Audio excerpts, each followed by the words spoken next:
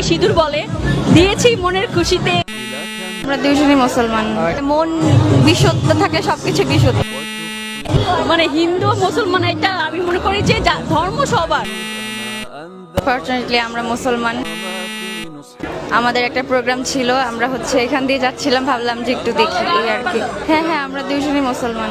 এখানে উৎসব দেখে আমরা আসছি, মুসলমান আর হিন্দু তো এখানে কোনো উৎসব সবার, ধর্ম যার যার উৎসব সবার। এটা দশমী, এই দিনে ওনাদের যে প্রতিমা, এটা ওনারা বিসর্জন দেয়, ওনাদের যত আর ওনাদের একটা হয়তো থাকে।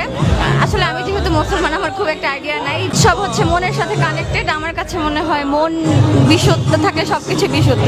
যে ধর্ম সবার উৎসবে আসতে পারে, আর এটা সবার মন কেমন সেটা তো আমার জানার হিসাব নাই। আমাদের পার্সোনাল আমরা আসতে মন চেয়েছে আসছে, এইটুকু।